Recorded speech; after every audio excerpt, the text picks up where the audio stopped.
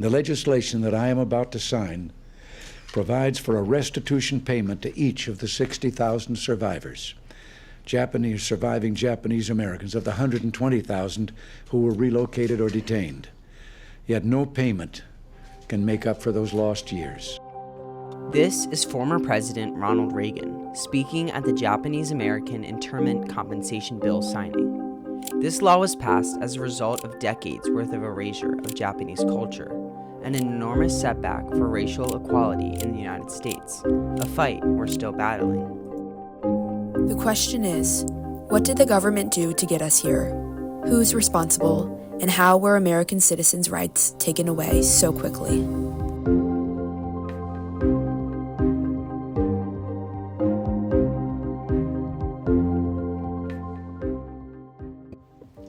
On December 7, 1941, Japan launched a surprise attack on the U.S. Pacific Fleet in Pearl Harbor, Hawaii.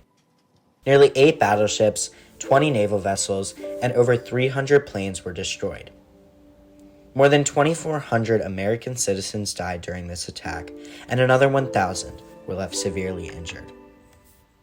Mr. Vice President, Mr. Speaker, as Commander-in-Chief of the Army and Navy, I have directed that all measures be taken for our defense. There is no blinking at the fact that our people, our territory, and our interests are in grave danger. FDR's speech resonated deeply with Americans, stirring a powerful determination to triumph. But the hour in his address regarding Americans came into question when a wave of anti-Japanese suspicion and fear led to the Roosevelt administration's adoption of Executive Order 9066. Executive Order 9066, signed into law on February 19, 1942, authorized the forced removal of all persons deemed a threat to national security. This order was the catalyst for the forced relocation of 120,000 people of Japanese descent. While not specifically identifying a particular race, this executive order clearly targeted Japanese Americans. Signage was posted throughout the country, and messages quickly spread through the radio and newspapers sharing detailed and urgent instructions. This removal was immediate, leaving minimal time for preparation and processing for Japanese Americans. Their lives were packed into single bags and suitcases. They were pushed to move from restricted areas to military zones. Their bank accounts were frozen. Curfews were set. Their lives were changed in one order.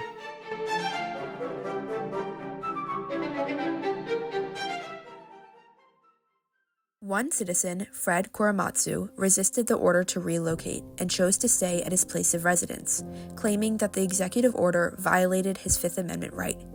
He was quickly arrested and his case made its way to the U.S. Supreme Court, where the court held that Executive Order 9066 did not show racial prejudice, but instead responded to imminent and dangerous national security concerns. This decision to uphold the actions within the executive order justified the racial discrimination of Japanese Americans, and in turn violated the Equal Protection Clause of the 14th Amendment. The responsibility of the government to protect its citizens was forgotten.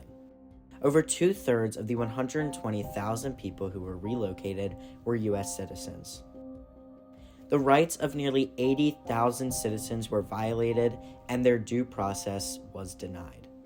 From the original military zones, Japanese Americans were transferred to prison-like facilities, known prominently today as internment camps. 10 internment camps across the country were constructed and run by the War Relocation Authority. The conditions of these internment camps represented anything but the rights outlined throughout the Bill of Rights and the Constitution. This reality was exemplified by Stanley Hayami, who was just a high school student when he and his family were forcibly incarcerated at the Heart Mountain Internment Camp in Wyoming. Within a year, they were uprooted from their home in San Gabriel, California, and relocated to a facility surrounded by barbed wire, watchtowers, and armed guards. The camp was plagued by harsh conditions, including dust, illness, and even death. After arriving, all families were assigned a living quarter, known as barracks. Because of how quickly the barracks were built, they lacked insulation, making them freezing in the winter and burning hot in the summer. The floors were covered in unfinished wood, dust, and mud. The food was scarce and often consisted of canned goods and overcooked rice. Daily life was tightly controlled.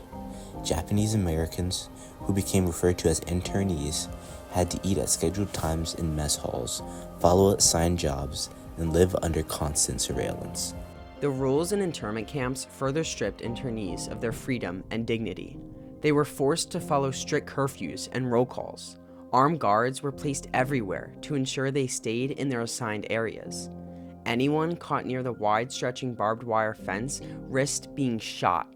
Even further, radios, cameras, and newspapers were banned, cutting them completely off from the outside world. Every rule was a constant reminder that they weren't just displaced. They were prisoners in their own country. Most Japanese Americans lived in these conditions for nearly 3 years, experiencing extreme violence constantly. At the Topaz Relocation Center, a 63-year-old prisoner, James Hawatsky Wakasa, was murdered after coming too close to the barbed wire fence.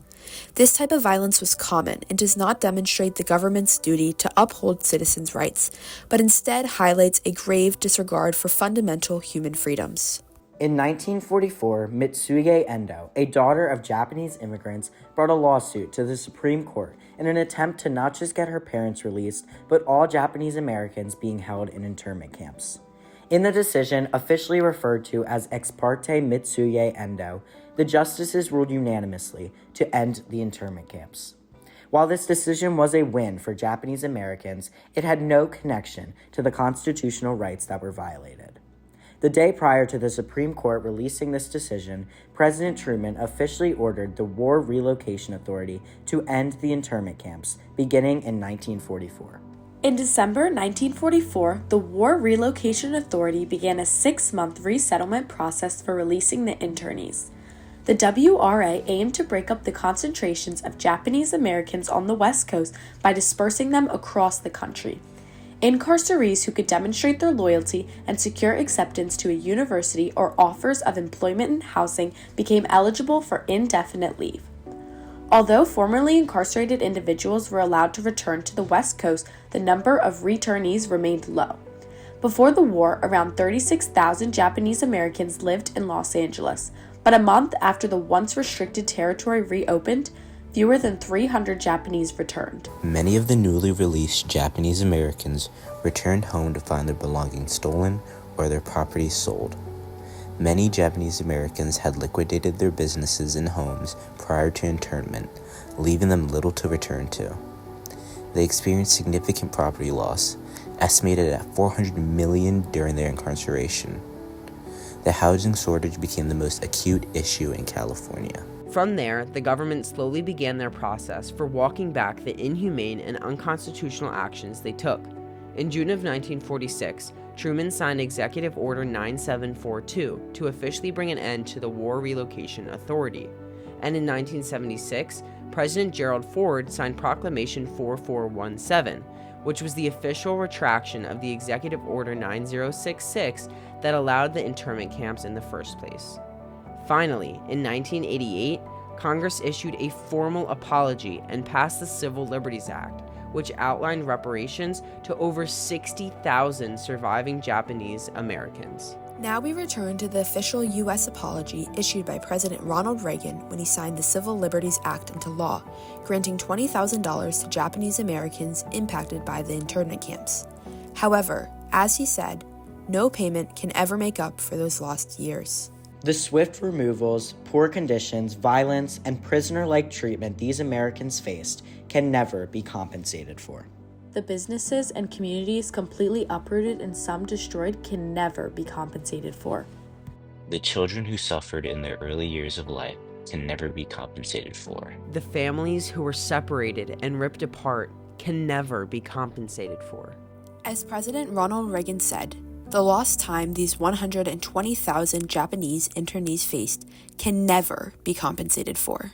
Recognition or compensation is not enough to ensure that history does not repeat itself. The Constitution is fragile, and the government must uphold their responsibility to safeguard civil liberties and rights for everyone.